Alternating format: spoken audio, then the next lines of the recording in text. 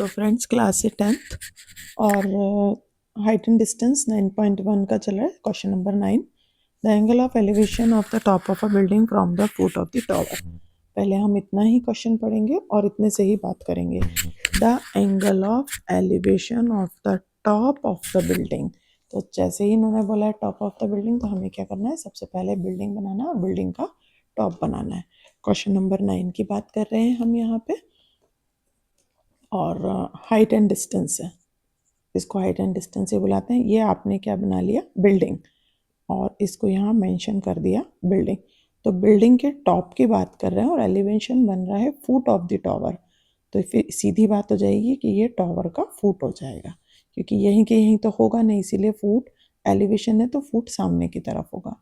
ये बिल्डिंग है और एंगल ऑफ एलिवेशन जो बन रहा है ये इसका बन रहा है 30 डिग्री। यस, 30 डिग्री बन रहा है। Angle of elevation of A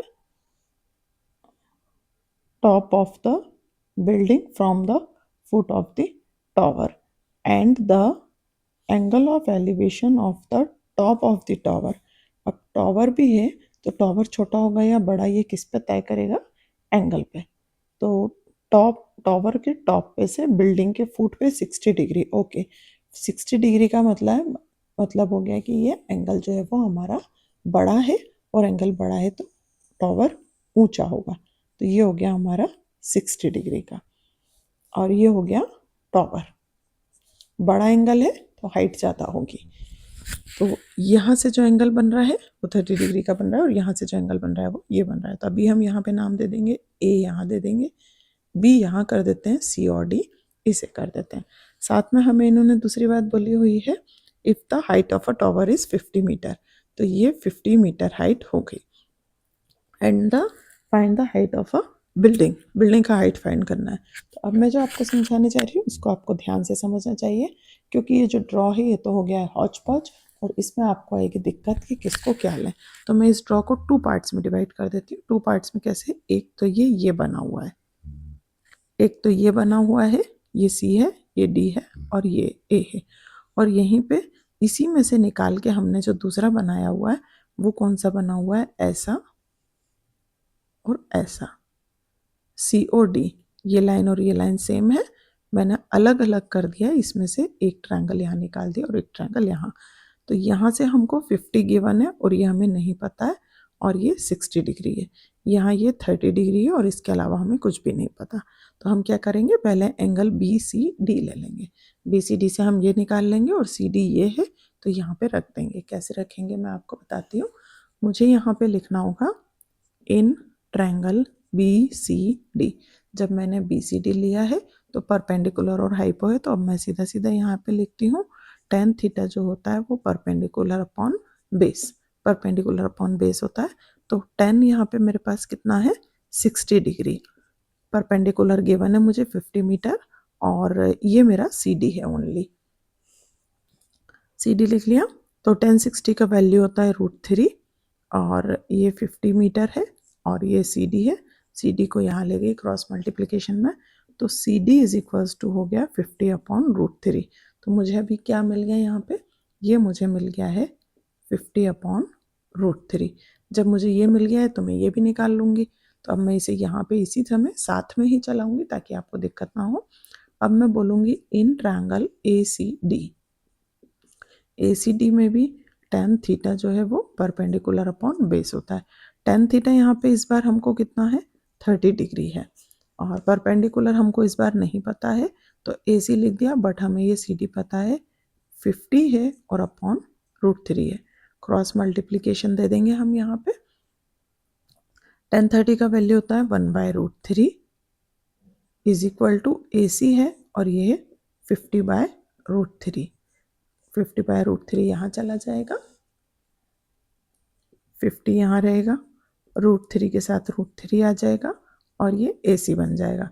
next हमारा बनेगा 50 अपॉन √3 मीटर ए सी, और इसको इससे डिवाइड करेंगे जब हम 50 अपॉन √3 को, तो इसका आंसर हमारा आता है 16:2/3 मीटर ए सी।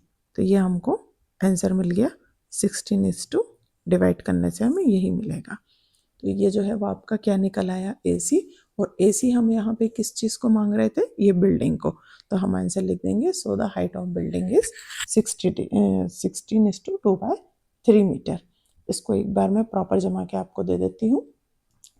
इस सम को आप प्रॉपर स्क्रीन पे देख सकते हैं, और जो भी है आप इसको नोट करना चाहें तो नोट कर लें, और स्क्रीनशॉट लेना चाहें तो स्क्रीनशॉट ले सकते हैं। पहले हमने ये वाला पोर्शन निकाला है, और उसके बाद इस पोर्शन को निकालने के बाद जो CD हमारा निकला है, CD को हमने यहाँ रख लिया, और CD को यहाँ रखने के साथ ये हमारा आंसर आ गया। तो ये क्वेश्चन नंबर 9 था। क्वेश्चन नंबर 10 पे चलते हैं। इसी क्लास का क्वेश्चन नंबर 10 थे, 2 poles of equal height are standing opposite each other on either side of the road which is 80 metre wide.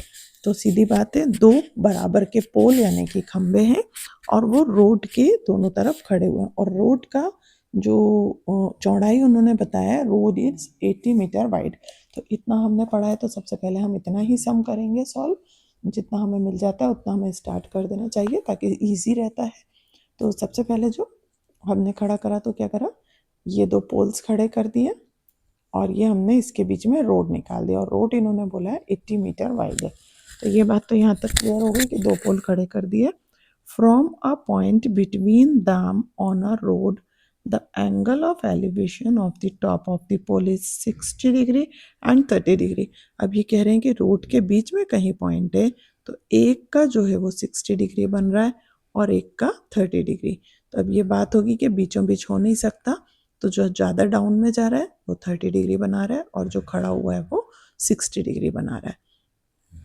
तो ये बता दिया इन्होंने कि रोड के बीच में इस तरह से पॉइंट बन रहे हैं, and find the height of the pole and the distance of the 2 point from the poles. और ये हमको डिस्टेंस भी फाइंड करना है 2 पोल्स का फ्रॉम द पॉइंट। इस पॉइंट से हमको डिस्टेंस निकालना है, यहाँ से यहाँ तक का, यहाँ से यहाँ तक का। तो मैं नाम दूंगी ABCD और ये E, और ये पूरा 80 मीटर है यहाँ से यहाँ तक का रोड का डिस्टेंस। तो जब हमें इसको निकालना होगा, तो ये पूरा 80 है, तो हम क्या करेंगे, यहाँ पे हमें इस रोड को, इसको भी फिर से हमें समझने के लिए दो बनाने होंगे, और दो बनाने के लिए हम क्या करेंगे, जैसे ये मैंने ले लिया पूरा 80 मीटर, और ये इक्वल पोल्स हो गए, यहाँ आ रहा है और यहाँ आ रहा है। तो मान लीजिए मैंने इसे x माना, तो ये 80 माइनस x होगा, क्योंकि ये मुझे नहीं पता है, तो ये x हो गया। तो ये x जितना भी होगा ये 80 में से माइनस कर देंगे तो ये होगा। तो यहाँ पे फर्स्ट बार में हम क्या ले लेते हैं, सिंपल x वाला ले लेते हैं, ये वाला हम लेते हैं ट्रायंगल CED। स्टार्टिंग करते हैं हम इन ट्रायंगल CED, और CED में हम परपेंडिकुलर अपॉन हाइपो लेंगे, बेस लेंगे, तो वो होगा tan theta is equals to perpendicular upon base. ये हमने परपेंडिकुलर अपॉन बेस ले लिया।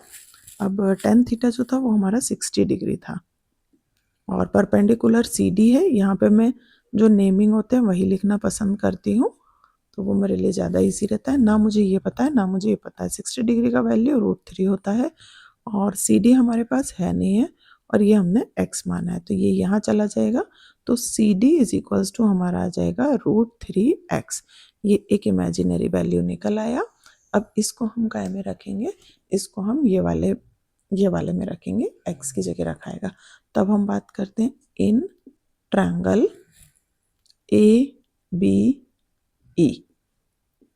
यहाँ पे भी सेम होगा, tan theta is equals to perpendicular upon base होगा, और tan यहाँ पे थीटा जो है इस बार 30 डिग्री है, और इस बार परपेंडिकुलर AB है, और BC जो है वो बेस जो है वो हमारा BE है।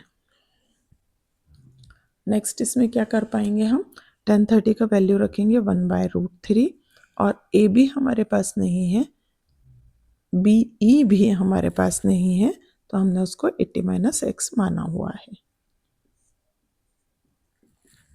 क्रॉस मल्टीप्लिकेशन में 80 वहाँ चला जाएगा, 80 माइनस x जो था वो CD निकला था हमारा।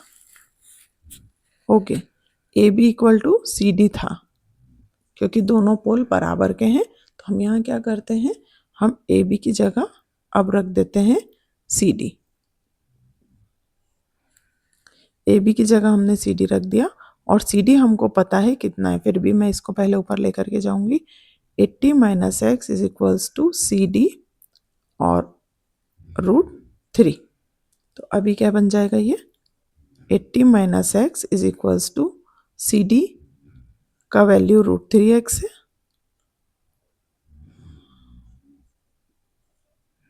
इंटू √3। ये 3 और ये 3 मिलकर के क्या बन जाएंगे, मल्टीप्लाई करके 3x।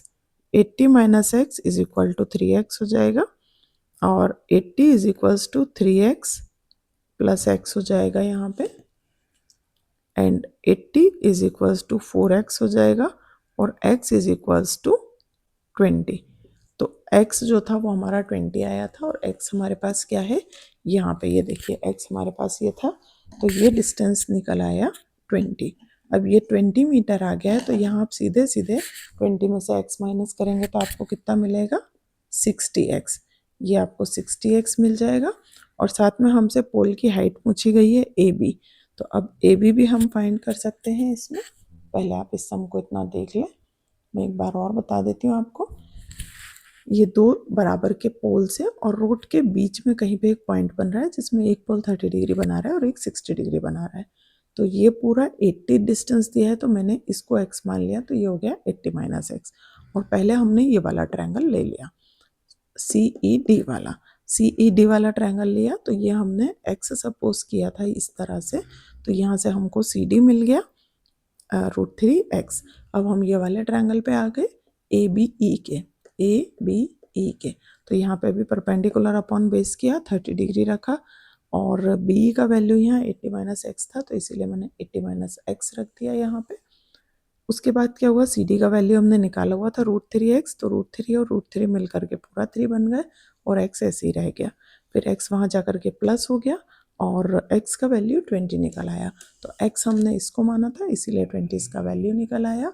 और साथ ही में क्या हुआ कि ये 80 माइनस एक्स था, मीन्स 80 माइनस 20 था, तो ये 30 मीटर निकल आया यहाँ पे। ये दोनों हमारे निकल आए हैं और साथ ही में इन्होंने हमसे पूछा गया है फाइंड द हाइट ऑफ पोल भी पूछा है। तो अब जब हमको ये 20 मीटर मिल गया है तो फिर हम ये डिस्टेंस भी निकाल सकते हैं। तो अब मैं यहाँ ही से रख दूंगी इसको, कहाँ से CD निकालना है, तो आप चाहें तो इसको आगे में ही रख सकते हैं। CD is equals to 30x मिला और x जो है वो 20x है। तो देखिए ये दिक्कत नहीं आ रही है क्योंकि पोल क्या था मेरा CD था, तो मैं इसको यहीं पे चालू कर दूंगी, जो है यहीं पे थोड़ा सा सॉल्व कर सकती हूँ। क्योंकि x मेरा 20 आ रहा है तो मैं लिखूंगी CD is equals to √3x, तो CD इज इक्वल्स टू 20√3। ये CD यहीं से मिल गया। इसको और अगेन आपको फॉर्मूला लगा करके सॉल्व करने की ज़रूरत नहीं है, ये इसी तरह हो जाएगा और ये एक अच्छा सम है, इसके आने के चांस भी हैं। तो आगे के सम्स हम नेक्स्ट वीडियो में करते हैं। Thank you.